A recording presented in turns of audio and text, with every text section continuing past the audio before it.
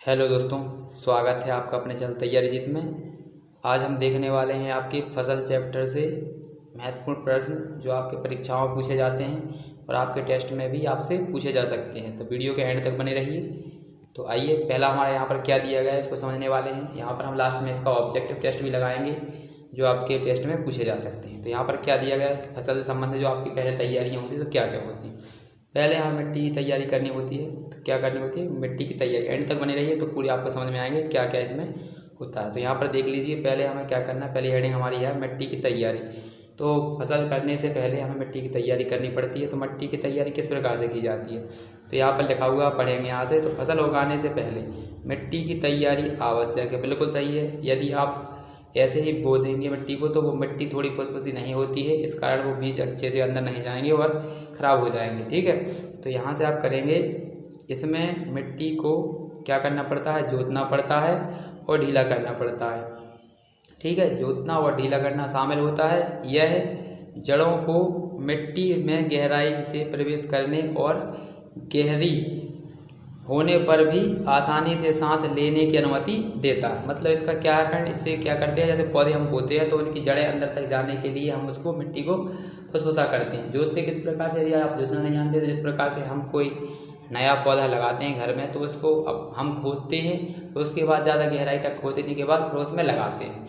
ठीक है, डायरेक्ट लगा नहीं देते हैं क्योंकि लगेगा भी नहीं। तो उसी को हम जो खोदने की प्रक्रिया होती है उसी को हम क्या बोलते हैं, जुताई। ठीक है, यानी मिट्टी को खोदना, उसे थोड़ा फुसफुसा बनाना ही क्या कहलाता है, खुदाई कहलाता है या जुताई कहलाता है। तो जुताई देखिए किस प्रकार से की जाती है। तो इसके कई साधन होते हैं। तो ये हमारे यहाँ पर चलाया जाता है गाँव में। ठीक है फ्रेंड, तो गाँव में आपसे ये यूज़ किए जाते हैं, इसे बोलते हैं हम हल। ठीक, क्या बोलते हैं फिलहाल, इसे बोलते हैं हल बोलते हैं। ठीक है, हल, ये हल होता है। ये यहाँ पर बैल लगा दिए जाते हैं, यहाँ बैलों के ऊपर रख दिया जाता है। यहाँ पर हम पकड़ते हैं इस साइड, और यहाँ से ये वाला स्थान कहाँ जाता है, मिट्टी के अंदर। ठीक है, मिट्टी के अंदर ये चला जाता है, ये मिट्टी के अंदर जाता है। इससे क्या है, जुताई हो जाती है। कैसे, जैसे देख लीजिए यहाँ पर एक इमेज में दर्शाया गया है, जैसे इस प्रकार से की जाती है। तो यहाँ से देख लीजिए, ये दादाजी हैं यहाँ से। तो यहाँ से क्या कर रहे हैं, ये दो बैल लगे हुए हैं यहाँ पर, उसको यहाँ जो हर दिया हुआ था यहाँ से जो आप देख रहे हैं, तो ये रहा हल वो। ठीक है, यहाँ ऐसे अंदर जा रहा होगा, यहाँ पर ये दादाजी पकड़े हुए हैं, यहाँ से दबाएंगे और यहाँ से एक लकड़ी गई हुई है यहाँ पर, तो यहाँ पर इन दोनों बैलों से बंधी हुई है। ठीक है फ्रेंड, इस प्रकार से ये चल रहा है। तो यहाँ से ये वजन रखेंगे तो ये जुताई हो रही है।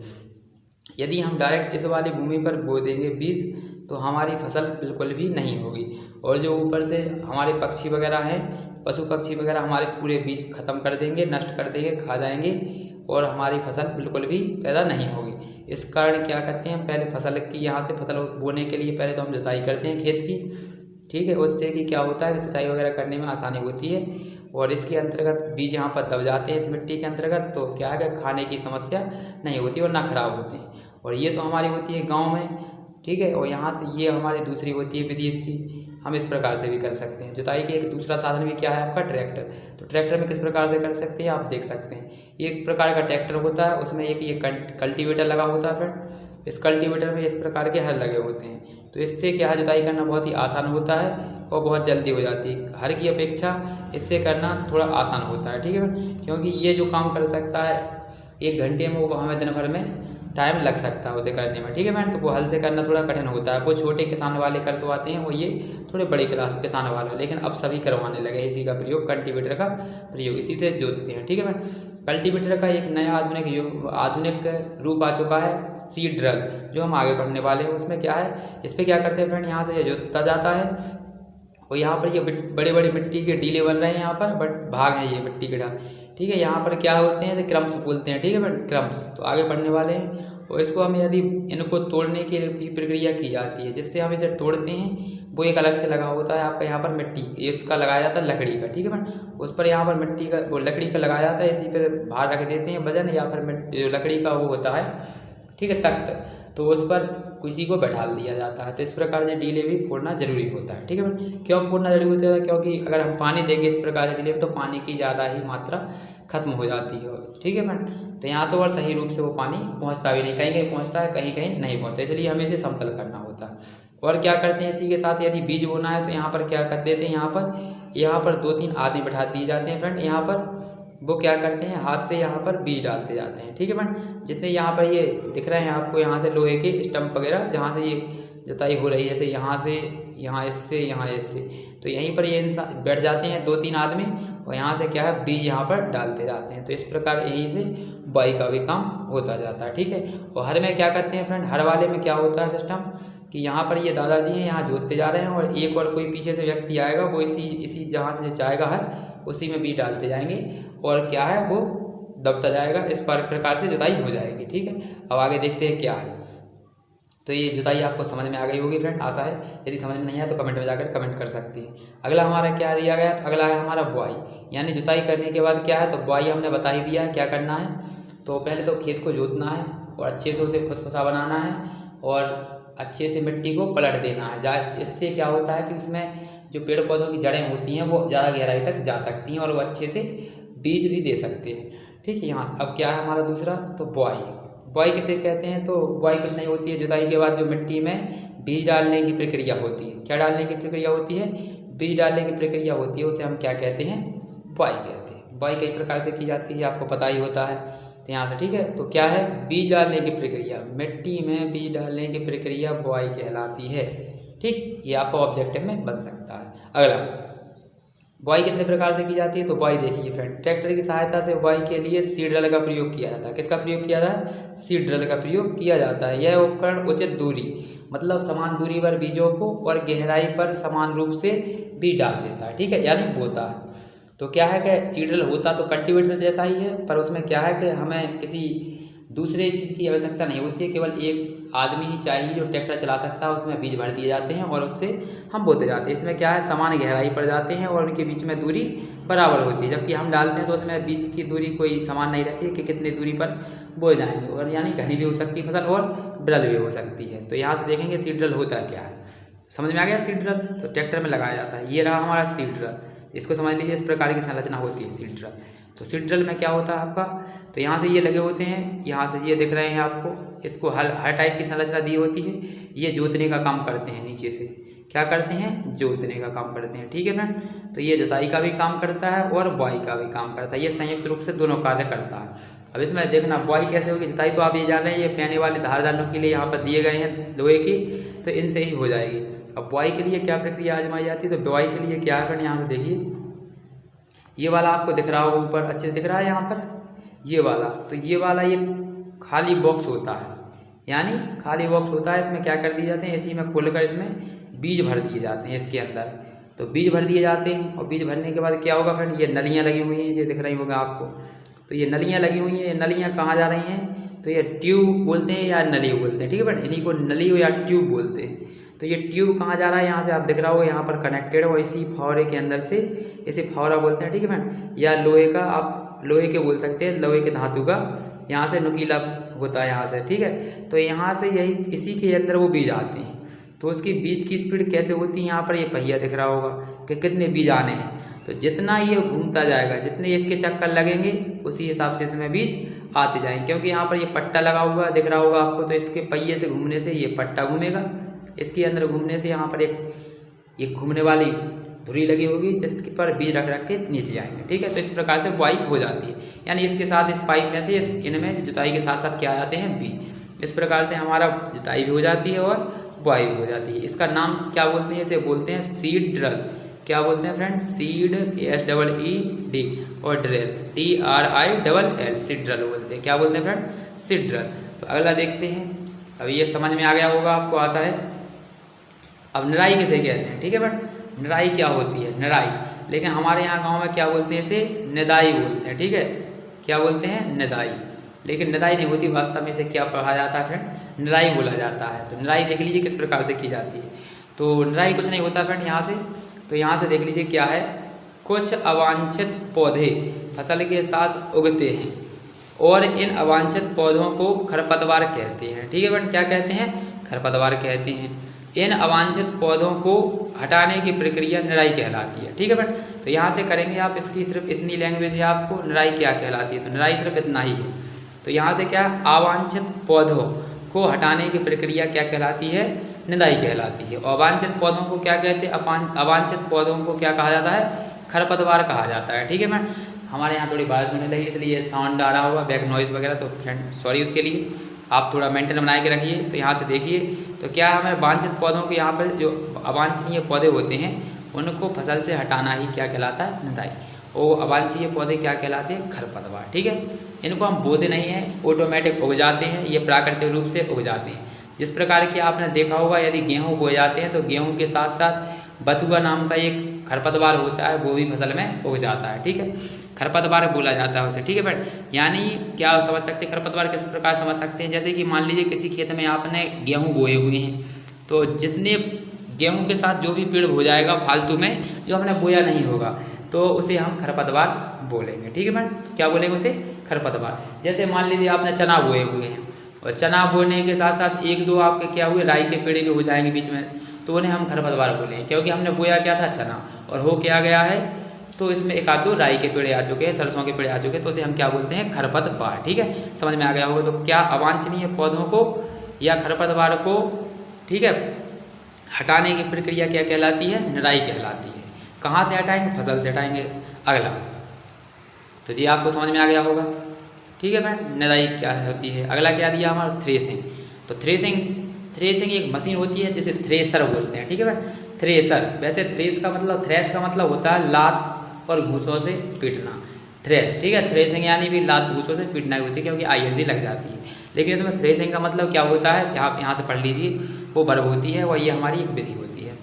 तो अनाज के बीजों या दानों को भूसे से अलग करने की प्रक्रिया को क्या कहते हैं, थ्रेसिंग कहते हैं। ठीक है फ्रेंड, आशा है समझ में आया होगा। तो क्या करना है हमें, जो यहाँ से जो अनाज के बीज हैं उनको भूसे से अलग करने की प्रक्रिया क्या कहलाती है, थ्रेसिंग कहलाती है। थ्रेसिंग आपने देखी होगी, मशीन भी आती है थ्रेसर की। जैसे मान लीजिए गेहूँ होता है, तो गेहूँ का हमारा पौधा होता है, उसके साथ में कितनी चीज़ें होती हैं, तो बहुत सी चीज़ें होती हैं। हमें सिर्फ गेहूँ काम का रहता है, वो भूसा वगैरह पशुओं को चलाने के लिए प्रयोग किया जाता है। तो इसमें क्या थ्रेसिंग के लिए क्या किया जाता है, उसको एक मशीन आती है, उसमें इनका पूरा बना के बंडल बना लिया जाता है और बंडल डालते जाते हैं। उसमें से एक साइड से भूसा निकलता जाता है और नीचे की साइड से क्या निकलता जाता है, गेहूँ।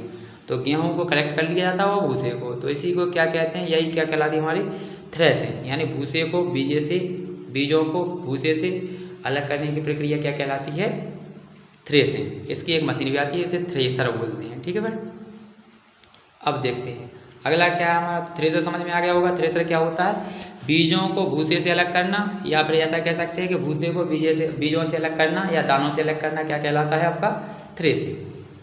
अगला क्वेश्चन हमारे यहाँ पर क्या दिया गया है, सिंचाई किसे कहते हैं। तो सिंचाई आप जानते ही हैं, सिंचाई किस प्रकार से की जाती है। जैसे मान लीजिए आपने घर पे पौधे लगाए होंगे, उन पौधों को आप पानी देते हैं, तो पौधों को पानी देना ही क्या कहलाता है, सिंचाई कहलाता है। लेकिन क्या है, यदि आपके घर में 2-4 पौधे हैं तो आप हाथ से दे सकते हैं, पर यही प्रक्रिया यदि बड़े पैमाने पर की जाती है, बड़े फील्ड में की जाती है, तो वहाँ पर सिंचाई आप हाथ से नहीं कर सकते। तो वहाँ पर क्या है, मशीनों का प्रयोग किया जाता है। तो यहाँ से देखिए क्या लिखा है, तो यहाँ से क्या दिया है, सिंचाई क्या है, सिंचाई की 2 विधियों का वर्णन कीजिए और जल संरक्षण करती हूँ। ठीक है, मतलब क्या करना है कि पहले तो सिंचाई के बारे में पढ़ना है, उसके बाद विधियाँ पढ़नी है, उसके बाद हमें ऐसी विधि का प्रयोग भी करना है कि पानी फालतू में खराब ना हो, मतलब पानी बच जाए। संरक्षण यानी होता है बचत करना। तो यहाँ से देखिए अब क्या है, यहाँ से पानी की जरूरत क्यों होती है, आपको पता है फ्रेंड, वृद्धि करने के लिए होती है। तो यहाँ से दिया गया, पौधों की वृद्धि में सहायता के लिए पानी देने की कृत्रिम विधि को सिंचाई कहते हैं। ठीक है फ्रेंड, तो क्या है, कृत्रिम विधि होती है। कृत्रिम मतलब समझते हैं आप, जो भगवान बरसाता है पानी उसे बोलते हैं प्राकृतिक, उसे बोलते हैं बरसात। ठीक है, वहाँ से सिंचाई बोलते हैं, लेकिन वो बरसात होती है तो कृषि विधि प्राकृतिक होती है। और यहाँ पर जो हमारे रूप से दिया जाता पानी, मतलब हम अपने हिसाब से दे सकते हैं, लेकिन बरसात जब होगी वो भगवान के रूप से होती है, वो प्रकृति के रूप से, वो कभी भी हो सकती है। तो यहाँ से क्या है, सिंचाई किसे कहते हैं, पौधों की वृद्धि के लिए पानी देने की कृत्रिम विधि को सिंचाई कहते हैं। क्या कहते हैं, कृत्रिम विधि होती है उसे सिंचाई कहते हैं, और पौधों की वृद्धि के लिए पानी देना सिंचाई कहलाता है। ठीक है फ्रेंड, इतना हो जाएगा। प्राकृतिक किसे कहते हैं, जो प्रकृति द्वारा होता है, यानी बरसात हम नहीं करवा सकते हैं, वो भगवान द्वारा होती है, उसे प्राकृतिक सिंचाई कह सकते हैं। अगला, अब इसमें क्या है फ्रेंड, सिंचाई के स्रोत क्या क्या है, सिंचाई किस किस से कर सकते हैं, हम कहाँ कहाँ से लाते हैं पानी सिंचाई करने के लिए। तो सिंचाई के लिए मुख्य स्रोत क्या है, कुएँ से पानी देते हैं, कुएँ में मोटर वगैरह रख देते हैं, उससे पानी उससे दिया जाता है। नलकूप से किया जाता है, मतलब नलकूप आप समझ सकते हैं, जैसे कि हैंडपम्प वगैरह होते हैं तो छोटे पैमाने पर अगर हमने धुना है तो वहाँ पर हैंडपम्प में क्या है मोटर वगैरह फिट करवा देते हैं, उससे हम सिंचाई करते हैं। फिर क्या कर सकते हैं, तालाबों से कर सकते हैं, झीलों से कर सकते हैं और नदियों से कर सकते हैं। ठीक है, तो इन सभी से हम सिंचाई कर सकते हैं क्योंकि यहीं से हम पानी ला सकते हैं। ठीक है, समझ में आ चुका होगा इतना। अब क्या है, तो यहाँ पर हमें पानी बचाना है, ज़्यादा पानी नहीं है उस क्षेत्रों में कौन सी विधियाँ अपनाई जाएंगी, तो यहाँ से देख लीजिए। तो पानी संरक्षण की हमारी मदद यहाँ से 2 विधियाँ करेंगे। ठीक है, कौन कौन सी विधियाँ होंगी, तो यहाँ से आप देख लीजिए। एक तो ये होगी आपकी स्प्रिंकलर सिंचाई प्रणाली। तो स्प्रिंकलर सिंचाई प्रणाली ज़्यादा बड़ा नहीं है, आप समझ लीजिए, बिल्कुल छोटा है। ठीक, क्या है देखना है यहाँ से। तो यहाँ से दी है स्प्रिंकलर सिंचाई प्रणाली। ठीक है, यहाँ से दिया है तो क्या दिया गया है, इस सिंचाई प्रणाली में शीर्ष पर एक घूर्णी नली के साथ ऊर्ध्वाधर पाइप की सीधी व्यवस्था यानी की व्यवस्था है। यह आसान और रेतीली भूमि में अधिक उपयोगी है जहाँ पानी पर्याप्त मात्रा में उपलब्ध नहीं होता है। तो अब समझ लीजिए 3 लाइन है, कुछ नहीं। तो पहला हमारे यहाँ से क्या क्वेश्चन बन सकता है, तो यहाँ से किस प्रकार की प्रणाली होती है, तो इसमें क्या करते हैं समझ लीजिए यहाँ से। तो ऊर्ध्वाधर का मतलब होता है खड़ा हुआ। क्या होता है फ्रेंड, खड़ा हुआ। जैसे मान लीजिए ये कोई यहाँ से पाइप एक है खड़ा हुआ, तो ये इस प्रकार का खड़ा हुआ होता है। और क्या है, घूर्णन यानी होता है घूमने वाला। नली लगी हुई है, ठीक है, यहाँ से घूर्णन मतलब एक मान लीजिए ऐसा लगा दिया हमने, तो यहाँ से यानी ये जो इस साइड को भी घूम सकता है और ये इस साइड को भी घूम सकता है। ठीक है, इस प्रकार से ये घूमने वाले होते हैं, यानी इसे इस साइड को घुमा सकते हैं और इस साइड को घुमा सकते हैं। आपने देखा होगा यहाँ से। ठीक है, तो इस प्रकार से घूमने वाली नली होती है। अब यहाँ चित्र में दिखाया जाएगा तो यहाँ से हो जाएगी। तो क्या है, शीर्ष पर एक घूमने वाली नली लगी होती है और ये ऊर्ध्वाधर पाइप होता है। यही व्यवस्था क्या कहलाती है हमारी, ठीक है, यही कहलाती है स्प्रिंकलर सिंचाई प्रणाली। तो सिंचाई प्रणाली कैसी होती है, शीर्ष पर क्या लगा देते हैं, घूमने वाला एक उपकरण लगाया होता है और एक नली कैसी होती है, खड़ी वाली। ठीक है, ये वाला हो जाएगा ये। और ये कहाँ की जाती है, तो ये कहाँ की जाती है, जहाँ पर ऊबड़ खाबड़ जगह होती है। ठीक है, पर ऊबड़ खाबड़ जगह मतलब कैसे मान सकते हैं, जहाँ पर आप पानी को अगर डालेंगे तो पानी वहाँ नहीं पहुँच पाएगा, तो वहाँ पर यही विधि अपनाई जाती है। और कहाँ पर की जाती है, रेतीली। ठीक, ये ध्यान रखना, रेतीली भूमि में इसका अधिक उपयोग किया जाता है। और कहाँ पर अपनाई जाती है, यहाँ पर जहाँ पर पानी कम मात्रा में होता है। अब स्प्रिंकलर कैसे देखेंगे, यहाँ से देख लीजिए फ्रेंड, इस प्रकार का चित्र होगा।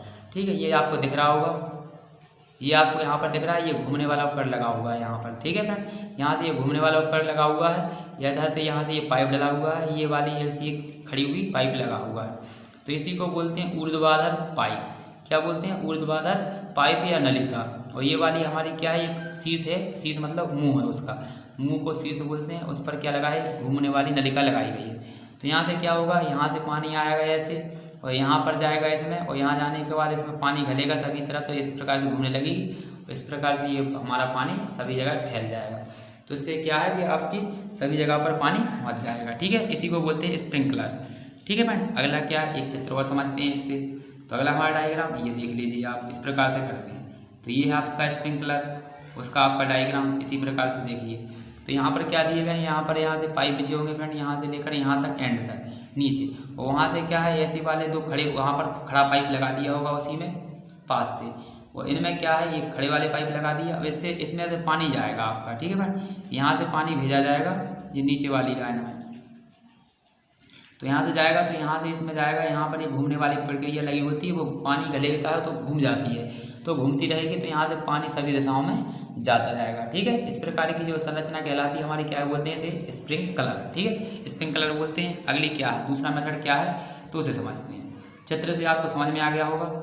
अब क्या है हमारी ड्रिप। ठीक है, अगली क्या है आपकी ड्रिप सिंचाई प्रणाली। क्या है, ड्रिप सिंचाई प्रणाली। इसी को याद नहीं रखना है, ये सिंचाई प्रणाली कुछ नहीं है, यहाँ पर ड्रिप धरेंगे आप यहाँ।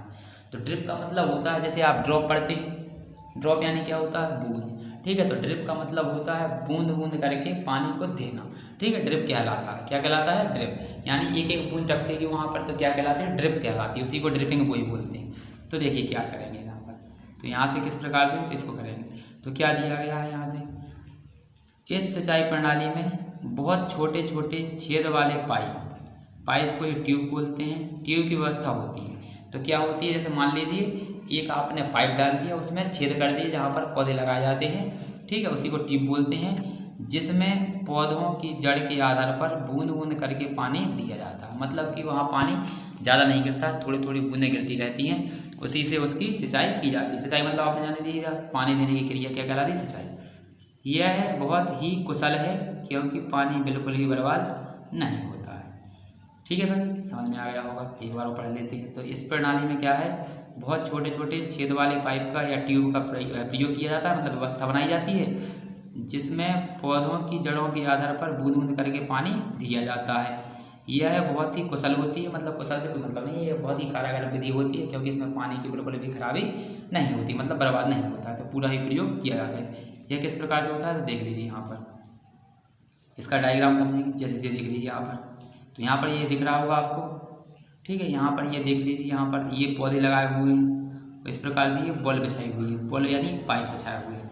अब इसमें पाइप में क्या है, जहाँ जहाँ पर पौधे हैं वहाँ पर छिद्र कर दिया होगा, तो यहाँ इससे पानी डालेंगे तो यहाँ से क्या होगा, तो इन्हीं से उसी पर पानी बूंद बूंद करके आपका पहुँच जाएगा। ये वाली देख लीजिए, इस प्रकार की बॉल बिछाई जाती है, ठीक है फ्रेंड, पाइपलाइन बिछाई जाती है, इस प्रकार की व्यवस्था, ठीक है। यही व्यवस्था आपकी बिछाई जाती है और जहाँ पर पौधे होते हैं वहाँ पर छिद्र करके उन्हें पानी दे दिया जाता है। तो इस प्रकार की पानी देने की प्रणाली क्या कहलाती है? ड्रिप कहलाती है। क्या कहलाती है? ड्रिप। समझ में आ चुका होगा, यदि नहीं समझ में आया तो आप कमेंट बॉक्स में जाकर कमेंट कर सकते हैं। यदि इसे समझ में आया तो ये दूसरी वाली देख लीजिए, ये दूसरी वाला भी इसी प्रकार से है, देख लीजिए। यहाँ पर ये पौधे खड़े हुए हैं, तो इन पौधों के पास में क्या है, ये छोटे छोटे छिद्र कर दिए, तो केवल यहीं यहीं पानी जा रहा है। यहाँ पर ये सूखी जगह है, यहाँ पर कोई ज़रूरत नहीं है पानी की, इसलिए हमारा यहाँ पर पानी नहीं जा रहा है। तो इस प्रकार से क्या होता है, ये विधि अपनाने से क्या है, पानी की बचत होती है, ठीक है भाई। क्या होती है, हमारी पानी की बचत हो जाती है। तो ये कौन सी विधि कहलाती है? आपकी ड्रिप। और यहाँ से फुब्बारे की तरह से पानी दिया जाता है, उसे क्या बोलते हैं? स्प्रिंकलर, ठीक है। तो खरपतवार क्या होती है?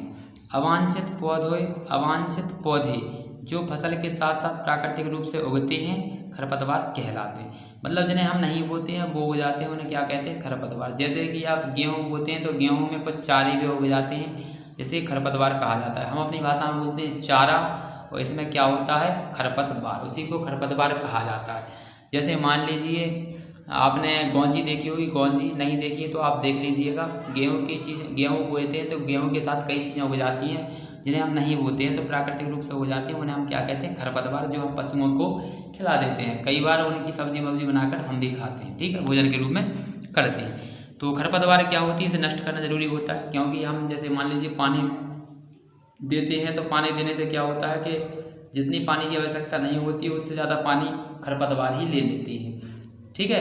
तो उसे खरपतवार कहते हैं। खरपतवार समझ में आ गया होगा। तो खरपतवार में क्यों है, तो इसको हटाना जरूरी होता है, क्योंकि इसको नहीं हटाएंगे तो भाई मेन चीज़ क्या है, जो हम उसके लिए खाने के लिए देंगे तो वो क्या है, खरपतवार ही खा जाएगी, तो हमारी फसल अच्छी नहीं होगी, ठीक। तो यहाँ से क्या है, इसके कई तरीके होते हैं, खरपतवार को हटाना है और नियंत्रण करना है, तो इसके कई विधियाँ होती हैं। तो इसके कुछ नहीं, नियंत्रण करने की कई विधियाँ होती हैं। अब क्या है, तो क्या है, यहाँ से फसल की बुआई के पहले ही मतलब क्या करना चाहिए कि जैसे फसल बुआई करते हैं तो फसल को बुआई से पहले ही हम जुताई करते हैं। क्यों करते हैं जुताई? ताकि जो पहले से जो खरपतवार है यानी फालतू में जो पौधे उग चुके हैं जो हमने बोए नहीं हैं उनको ख़त्म करने के लिए जुताई भी की जाती है, ठीक है फ्रेंड। तो यहाँ से हो जाएगा। और क्या है आपको, ठीक है, तो उखड़ जाते हैं और उससे मर जाते हैं, ठीक है, धूप करने के कारण वो मर जाते हैं, क्योंकि गर्मी में आपने देखा होगा बहुत धूप निकलती है। इसके बाद जो बाद में सूख कर मिट्टी में मिल जाते हैं, ठीक है, मिट्टी में मिल जाते हैं सूख कर, आप जानते हैं। और खरपतवार को नष्ट करने के लिए कुछ दवाइयों का भी प्रयोग किया जाता है। जो दवाई प्रयोग में की जाती है उन्हें क्या बोलते हैं, जो नाश करती हैं खरपतवार का, जो खरपतवार का नाश करती हैं उसे क्या बोलते हैं? खरपतवार नाशी। क्या कहलाते हैं? खरपतवार नाशी।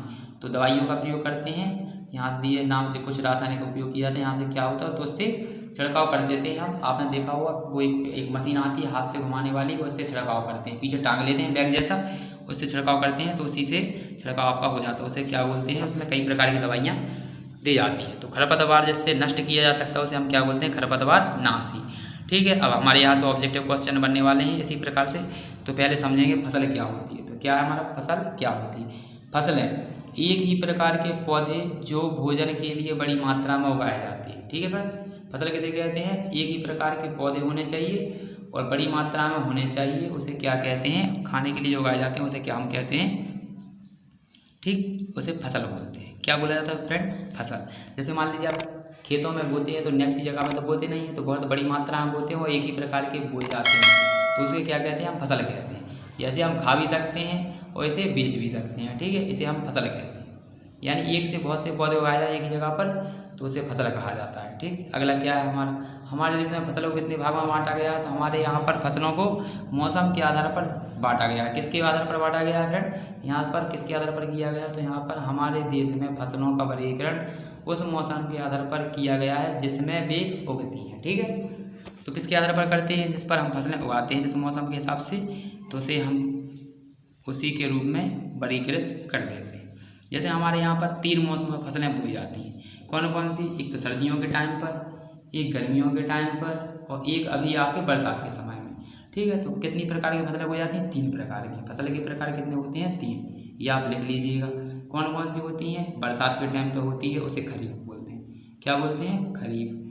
जो आपकी धूप गर्मियों के टाइम पे बोलते हैं उसे क्या बोलते हैं? रबी। याद कैसे करेंगे? क्योंकि सूर्य का पर्यायवाची क्या होता है? रवि। तो रवि आप ध्यान रखेंगे, मतलब गर्मियों के टाइम पर। ठीक है, तो अब इसे यहाँ से देखेंगे हम खरीफ की फसल क्या है। ये हमारा थोड़े 2-4 क्वेश्चन और बचे हुए, उनको देखते हैं। तो खरीफ की फसल क्या होती है पहले समझ लीजिए। वे फसलें जो बरसात ऋतु में बोई जाती हैं। कब बोई जाती हैं? बरसात ऋतु में। और बरसात आपको पता होना चाहिए कब होती है, तो बरसात आपको पता होना चाहिए। ठीक है, तो बरसात ऋतु में बोई जाती है, मतलब जून जुलाई के टाइम पे बरसात होती है आपकी स्टार्टिंग, उसी टाइम पर बोई जाती है।